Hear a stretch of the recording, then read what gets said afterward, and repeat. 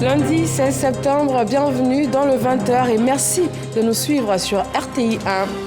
Bonoa, dans le sud de Comoé, a reçu le Premier ministre Robert Begré-Mombé qui a présenté aux populations de cette ville du sud-est ivoirien les projets et opportunités qui pourraient sortir la région de l'ornière. Le chef du gouvernement va sillonner plusieurs localités de la région. Depuis le lundi 9 septembre dernier, les élèves du système éducatif ivoirien ont repris le chemin des classes. Entre reprise des cours, préparatifs pour une année réussie et aussi précautions à prendre face aux maladies saisonnières, la rédaction de RTI 1 vous propose ce soir quelques points à aborder pour entamer ces 9 mois de défis éducatifs et sanitaires. Bilan positif pour la nouvelle équipe dirigeante du Fonds de prévoyance militaire. Elle enregistre un excédent de 700 millions de francs CFA. Les délégués ont adopté à l'unanimité le plan stratégique de gouvernance 2024-2030. Et puis en sport, la prochaine édition du championnat d'Afrique des Nations va se tenir du 1er au 25 février 2025, conjointement organisée par le Kenya, l'Ouganda et la Tanzanie. C'est une annonce de la CAF ce lundi. Bonsoir à tous, c'est toujours un plaisir de vous retrouver sur RTI 1. Premier point ce soir, Bonoa, dans le sud-est ivoirien. Ce département névralgique du sud Comoé, capitale du pays Abouré et Ivé, a reçu le Premier ministre hier dimanche. Robert Begré-Mombé y a présenté les différentes opportunités et projets de développement dont la région pourra bénéficier. Franck Quadio. Bonoa, le stade municipal trop exigu ce dimanche pour une compétition singulière, celle du développement. Ils sont donc venus d'Assini, d'Adiaké et de Grand-Bassam pour cette phase 1 de la série de visites du Premier ministre Robert Begré-Mombé, mandaté par le président Alassane Ouattara, chef de l'État dans le sud de Comoé. À Bonoa, le chef du gouvernement est porteur du message de l'un des fils du pays Ivé. Le président Alassane Ouattara fait en 2015 chef des chefs par la génération régnante, les Nyandou.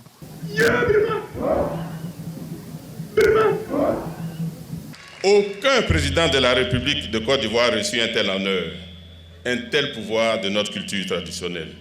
Le temps passant, il y a eu quelques incompréhensions.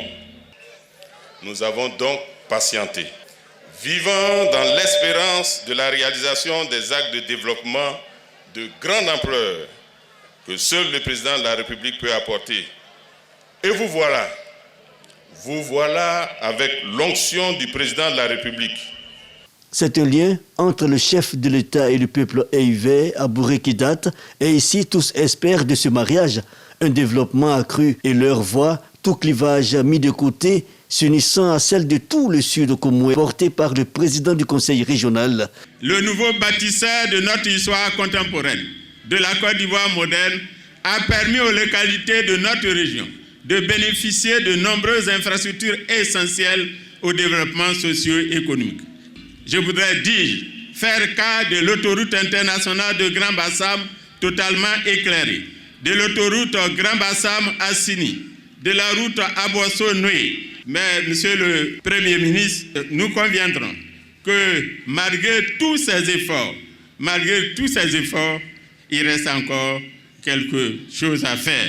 L'essentiel des préoccupations est consigné en 11 axes dans un livre blanc. L'eau, l'électricité et les infrastructures sont en ligne de mire. La visite du Premier ministre sonne comme une aubaine à saisir. C'est pourquoi, en plus du don de 40 millions de francs CFA fait aux populations au nom du chef de l'État, la première dame Dominique Ouattara, selon sa représentante, offre du matériel sanitaire et renforce l'appui aux femmes du sud Comoé. La première dame fait des dons en nature à ses sœurs.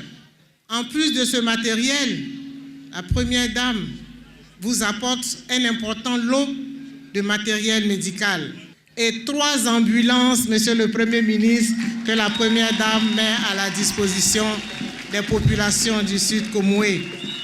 Tous ces dons d'une valeur totale de 250 millions de francs CFA, soit une enveloppe globale de 750 millions mise à la disposition de nos parents. Les femmes, les jeunes, toutes les forces de travail du sud Comoé sont concernés par la stratégie gouvernementale. La vision du président Alassane Ouattara, comme le note le Premier ministre, est de travailler à l'épanouissement de tous. C'est l'épanouissement de l'Ivoirien. C'est le respect que le monde entier doit à l'Ivoirien.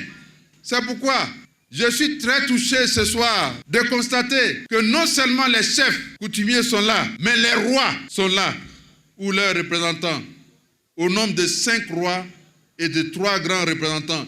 Je voudrais vous dire que nous allons revenir à Bonois avec des projets lourds pour donner à Bonois ce que Bonois mérite et tout le Sud Comoé ce que le Sud Comoé mérite. Après le pays Eïvé, Assini, Adiaké et Grand Bassam, la prochaine destination de la caravane gouvernementale du développement dans le Sud Comoé sera à Boissot. Les populations et ressortissants de Bonois se sont félicités de ces échanges avec le chef du gouvernement. Des projets leur ont été présentés pour le développement de leurs différentes localités. Franck Quadio. Les portes du Sud Comoé plus que jamais ouvertes pour renforcer le développement amorcé ici et plus encore en pays abouré et Eïvé. C'est le ressenti exprimé par les populations réclamant des actions et projets concrets. C'est ce qui a inspiré le petit oral. Plusieurs membres du gouvernement ont déballé l'essentiel de leurs initiatives en faveur de la région. Comme nous l'avons fait à Guiglo, nous avons décidé de mobiliser 575 millions de francs CFA à l'endroit donc de 500 jeunes leaders qui seront mis en contribution, appelés les bénévoles de la paix. Dans le cadre du projet Paru, nous continuons les travaux d'assainissement, ce qui fait que Bassam et l'ensemble de la région du Sud Comoé et Bonois seront de plus en plus résilientes contre les inondations. Le montant total des travaux engagés s'élève à plus de 10 milliards. Et dernièrement, Monsieur le Premier ministre, sous vos instructions, donc, nous avons pris des dispositions avec les différentes entreprises. Ces travaux vont s'accélérer pour livrer ces hôpitaux à nos populations.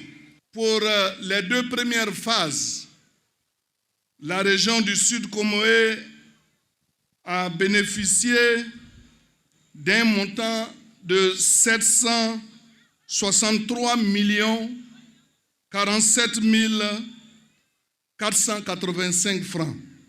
La couverture maladie universelle, l'hydraulique, l'éducation, l'exercice est à rééditer désormais. Selon le Premier ministre et la population, en tout cas celle de Bonois, ont adhéré et clament leur gratitude au président de la République. Ce que nous voyons, c'est que le président de la République et son équipe travaillent. Le président Alassane Ouattara, j'aimerais beaucoup qu'il vienne nous visiter à Bonois ici, parce qu'on a besoin de son aide à Bonois. Chaque ministre a lancé son projet pour le Sud Comoé. Et vers la fin, le Premier ministre même l'a dit que le président Alassane sera à Bonois tôt ou tard, chose que nous sommes très contents.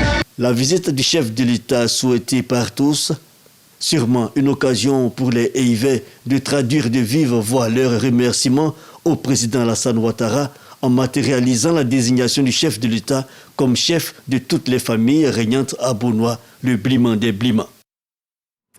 Le Premier ministre a également donné le top départ de l'opération de distribution des kits scolaires pour cette année scolaire 2024-2025. Il a remis symboliquement les tout premiers kits au groupe scolaire Agoueto, municipalité dans l'IEPP d'Anankwa-Kouté, commune d'Abobo. Ce sont plus de 4 millions de kits scolaires d'une valeur de plus de 8 milliards de francs CFA qui vont être distribués aux élèves sur toute l'étendue du territoire ivoirien. Jean-Luc Bangbo. Groupe scolaire Agoueto, municipalité.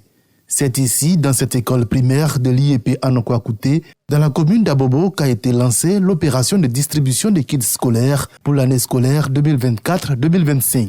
Le Premier ministre Robert Begré-Mambé a voulu donner un cachet particulier à cette opération qui s'étendra sur toute l'étendue du territoire.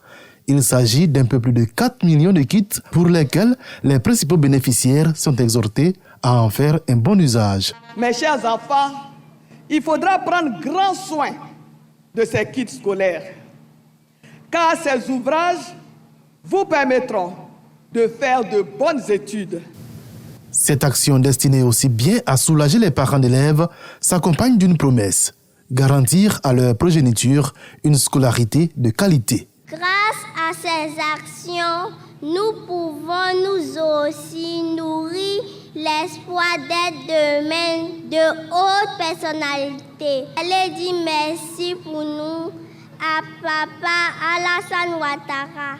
Nous lui promettons de bien utiliser nos kits scolaires. Principal partenaire du gouvernement dans ce projet, l'UNICEF réaffirme à cette occasion son engagement à accompagner l'école ivoirienne dans sa quête d'excellence. C'est dans cet esprit que nous contribuerons cette année encore à la campagne de distribution en offrant plus de 60 000 kits scolaires aux élèves, tous niveaux confondus. Un soutien qui vient en renfort aux efforts du gouvernement contre l'échec scolaire, bien souvent lié au manque de moyens financiers. La distribution des kits à tous les élèves du primaire public facilite l'accessibilité de tous les enfants en âge scolaire à l'enseignement à moindre coût. Je tiens à insister sur le fait que les kits scolaires qui sont distribués à nos enfants sont totalement gratuits. Cette action du gouvernement, bien que salutaire, ne saurait suffire pour garantir le succès aux apprenants. Les familles sont donc invitées à jouer pleinement leur partition dans l'éducation des enfants.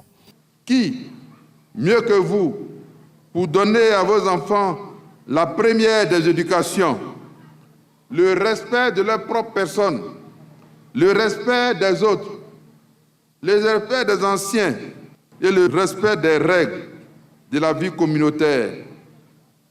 Avec l'école du savoir, dans les établissements scolaires, l'école de la vie doit être la base en famille. Si nous voulons une école sans violence, une école sans congé anticipé, une école avec des résultats meilleurs aux examens à grand tirage, il faut une implication plus pratique des parents. Rappelons que le coût de l'opération de distribution des kits scolaires dans les écoles primaires publiques est estimé à plus de 8 milliards de francs CFA. Voilà donc une semaine que les élèves du système éducatif ivoirien ont repris le chemin des classes. Et ce début d'année scolaire rime aussi avec préparatifs pour les 9 prochains mois de classe. Achat de fournitures, reprise du rythme scolaire et précautions à prendre face aux maladies saisonnières qui sont bien souvent transmissibles. Les dispositions essentielles à prendre dans ce sujet, signé Ismaël Evradeo et Devisoyo. Fin des vacances pour la famille Diomandé.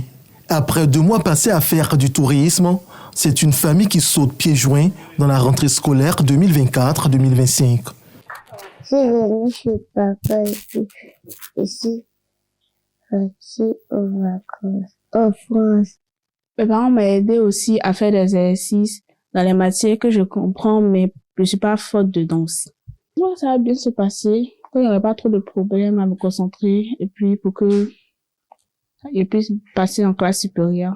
Ils ont eu droit à des vacances hors de la Côte d'Ivoire, hors d'Abidjan aussi. J'ai profité de les envoyer au village pour connaître aussi la culture du nord de chez nous. Et là, c'est la rentrée. On a stoppé tout. On n'a plus droit à la télévision. On n'a plus droit au téléphone. Et c'est un autre niveau de la chose qui commence. De retour des vacances, pas si évident que les enfants aient encore la tête aux études. Alors se pose la question de comment leur redonner l'envie d'étudier. En la matière, nous rencontrons Fernand Conan. Il est psychologue.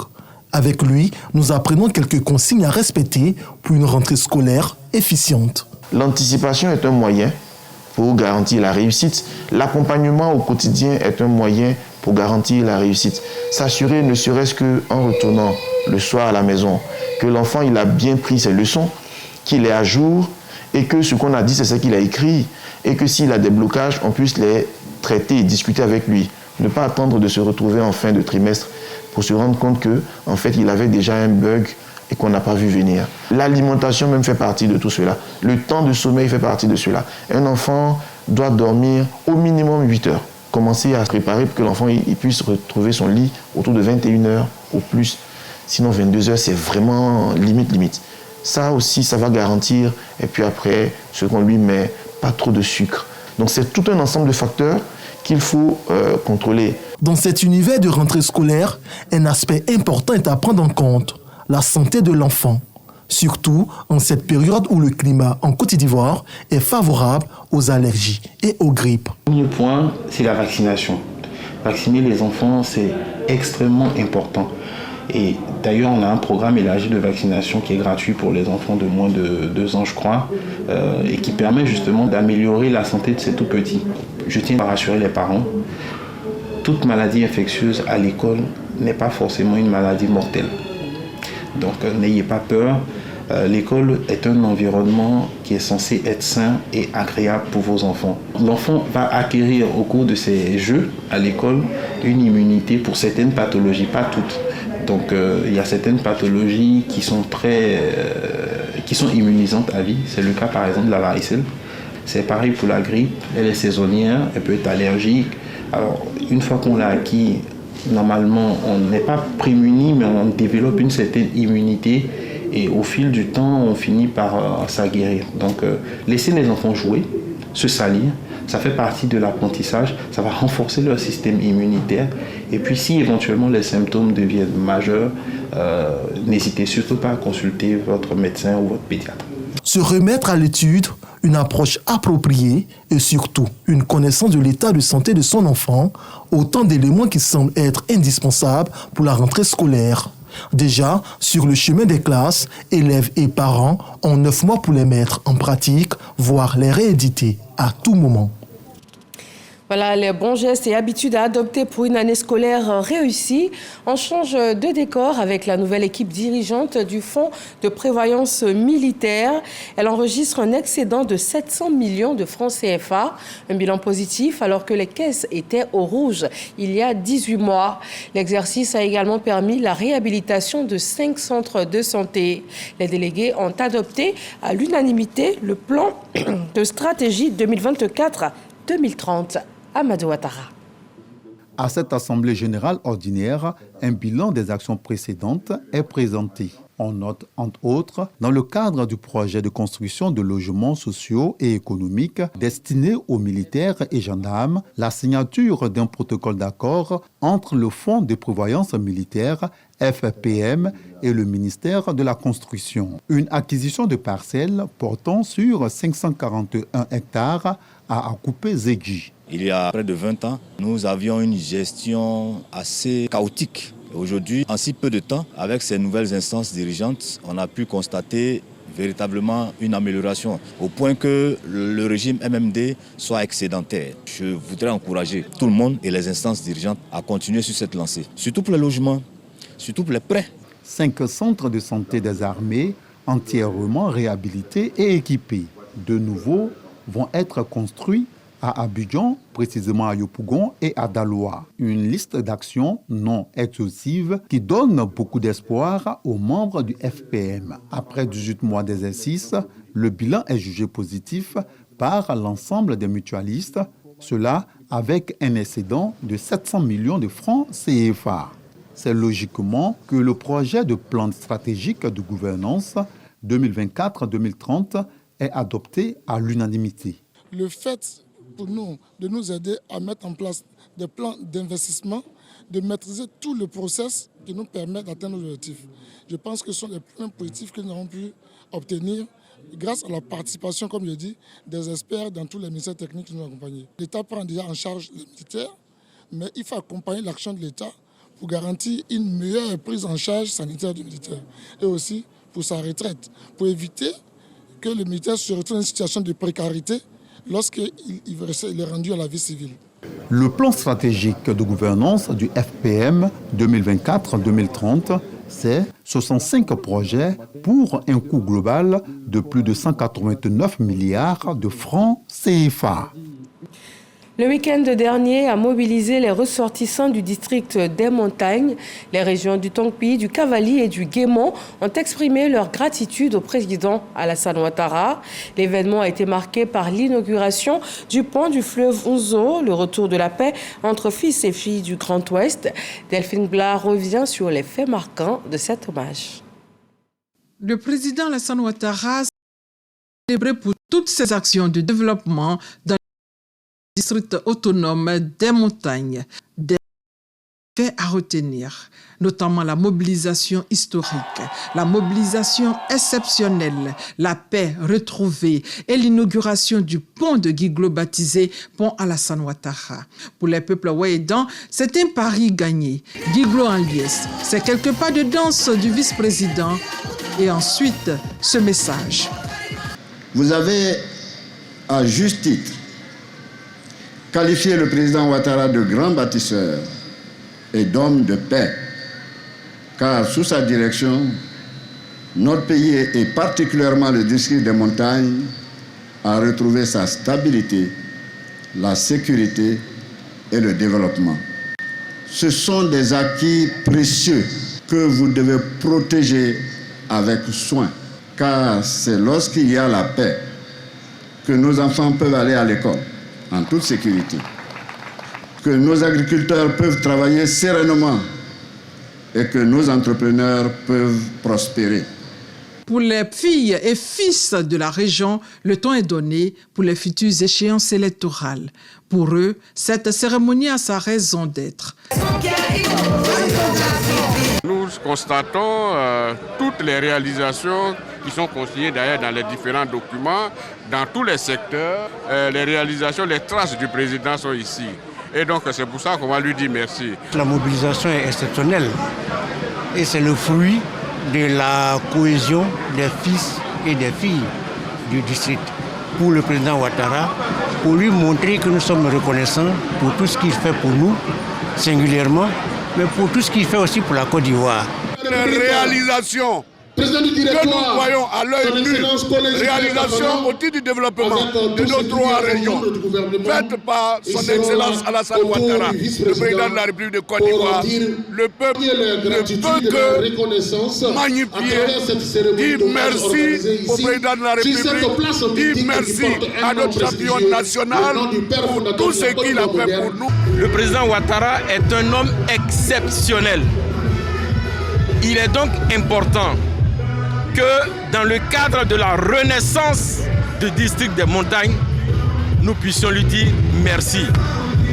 Merci président Ouattara, merci pour la paix, mais merci pour tout. La présidente du comité d'organisation, Anne-Désirée Ouloto, est revenue sur les nombreux acquis du district autonome des montagnes et en signe de gratitude et de reconnaissance, ce geste symbolique. Chers frères et sœurs, je vais prendre nos parents à témoin et dire qu'ensemble, nous avons fait le rêve de cet hommage. Ensemble, nous l'avons réalisé. Signe de la paix des braves.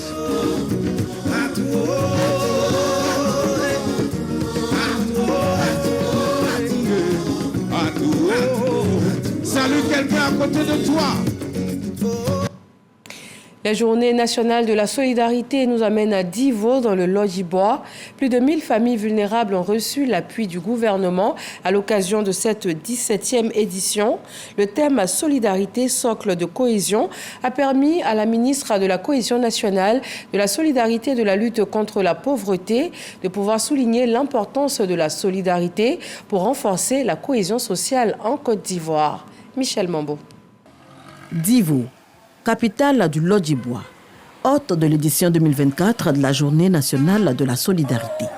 Du riz, des pâtes alimentaires et autres vivres et non-vivres, en plus de numéraires, offerts aux couches vulnérables à hauteur de plusieurs millions de francs CFA, le gouvernement donne ainsi le ton au grand bonheur des bénéficiaires. Merci au président de la République, son Excellent, Monsieur Alassane Ouattara, pour toutes ses actions en faveur des personnes démunies. L'action s'inscrit dans la continuité des efforts du gouvernement pour améliorer les conditions de vie des familles en difficulté. Le lieu pour le président du conseil régional, Amédée Kouakou, de faire la promotion des valeurs de paix et de cohésion sociale. On ne peut pas faire de solidarité sans la paix, sans la stabilité. C'est pour ça qu'ici, nous travaillons toujours avec l'ensemble des populations pour que la paix puisse régner toujours dans notre région, pour que la solidarité que vous incarnez puisse donc se faire. Des valeurs essentielles à la résilience de la Côte d'Ivoire, selon Miss Belmondo Dogo. La ministre de la Cohésion nationale, de la solidarité et de la lutte contre la pauvreté invite les autorités locales à travers le pays à œuvrer au renforcement du tissu social et à consolider la paix. Son Excellence, Monsieur le Président de la République l'a dit, la solidarité de l'État continuera de se manifester à l'égard de tous, dans le respect des droits des personnes concernées. Dans ce sens, il faut une meilleure coordination avec les maires et les préfets en vue de répondre aux défis de l'équilibre social. En plus de la cérémonie officielle, des visites ont été effectuées dans plusieurs familles en situation de précarité. Le choix de Divo pour cette 17e édition n'est pas fortuit. Ici vivent en parfaite harmonie, aux côtés des autochtones, plusieurs peuples venus d'horizons divers et de fortes communautés libanaises. L'illustration même de la Côte d'Ivoire, une, solidaire et cohésive. En religion, le nouvel archevêque Monseigneur Jacques Asanvo Aïwa a officiellement pris possession du siège canonique de l'archidiocèse de Bouaké. L'événement marque ainsi le début de son ministère canonique. Laure Goretti et Kader Sogodogo. C'est officiel, Monseigneur Jacques Asanvo Aïwa est le nouvel archevêque métropolitain de l'archidiocèse de Bouaké. Son installation coïncide avec la célébration de la fête de la Croix glorieuse et le 69e anniversaire de la création de l'archidiocèse de Bouaké. Une cérémonie en présence de nombreux prêtres, des fidèles catholiques et de plusieurs autorités du pays. Il a fait la prise de possession canonique du siège archiépiscopal de Bouaké à la cathédrale Sainte-Thérèse de l'Enfant Jésus. La prise de possession du siège comme signe de celui qui préside dans l'Assemblée diocésaine, un éducateur de la foi, un dispensateur des sacrements et pasteur du troupeau qui lui est confié. Aujourd'hui, Monseigneur Jacques est appelé à promouvoir des initiatives communes pour répondre de manière adéquate aux besoins des diocèses de la province. Monseigneur Jacques Asanvo Aïwa devient ainsi le premier leader de l'Église catholique dans l'archidiocèse de Bouaké. Il s'engage à servir et à honorer toutes les charges liées à cette fonction. Je reconnaîtrai et je favoriserai la dignité des laïcs et leur propre rôle dans la mission de l'Église. Je veillerai aussi avec une sollicitude spéciale sur les œuvres missionnaires destinées à soutenir l'évangélisation des peuples. Cette installation de l'archevêque réjouit les fidèles catholiques. J'attends de lui de faire de Bouaké une vie de paix et de cohésion sociale. Et avec nos prières, ils vont l'accompagner de sa mission d'archevêque. En tant que nouvel évêque, nous attendons qu'il donne un nouveau souffle de développement à cette archidiocèse. Jeannot Aoussou Kouadio, représentant le président de la République, traduit sa joie et les félicitations du chef de l'État au nouvel archevêque. Nous avons participé à cette belle fête en tournant nos regards vers Dieu, lui demander d'apporter la paix et la cohésion. La cohésion surtout à Bouaké. Notre archevêque l'a dit, Monseigneur Awana a tracé la voie du dialogue interreligieux entre les musulmans et les chrétiens. Bouaké est un symbole. C'est le symbole du rassemblement de toute la Côte d'Ivoire. C'est le symbole du rassemblement de toute la région ouest-africaine. Donc c'est très important. Le président de la République attache du prix à Bouaké, à tout ce qui se passe à Bouaké. Monseigneur Jacques Asanvo Aïwa a été nommé archevêque métropolitain de Bouaké le 25 juillet 2024 par le pape François. Il était auparavant évêque auxiliaire depuis 2020 auprès de Monseigneur Paul Simeon Awana Djuro, décédé en février 2024. On reste en religion, retour en images sur la célébration du Maolid à Satamasokoro dans le Hambol et à Touba dans le Bafing.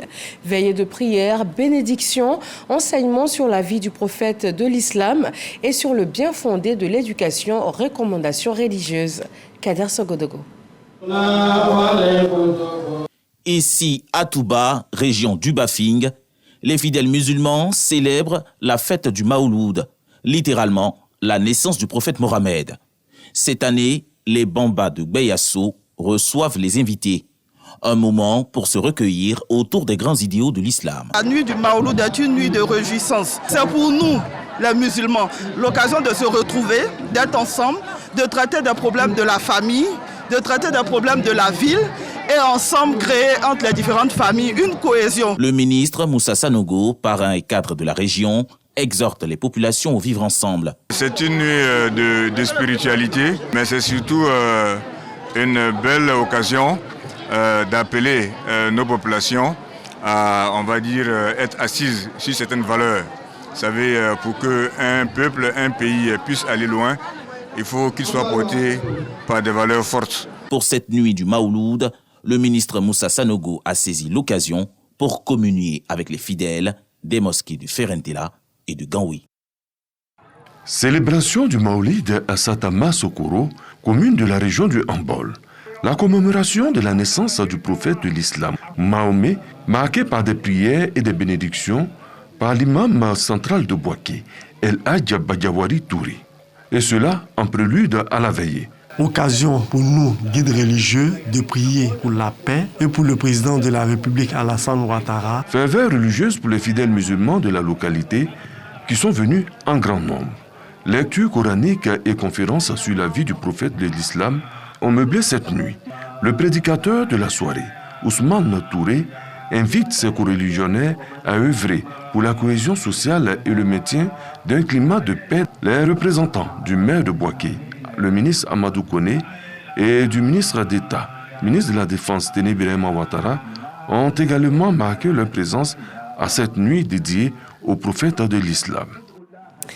Et on termine en sport. La prochaine édition du championnat d'Afrique des Nations, CHAN, va se tenir du 1er au 25 février 2025. Le président de la CAF, Patrice Motsepe, a annoncé ce lundi que cette édition sera organisée conjointement par le Kenya, l'Ouganda et la Tanzanie. Le Sénégal remet son titre en question lors de ce CHAN qui intervient 2 ans avant la Coupe d'Afrique des Nations, co-organisée en 2027 par le même trio. Merci de nous avoir suivis. Retrouvez à 20h50 sur RTI 1 votre magazine La Côte d'Ivoire en marche. Focus ce soir sur l'enseignement technique et la formation professionnelle avec l'Académie des talents et l'école de la deuxième chance. Bonsoir à tous.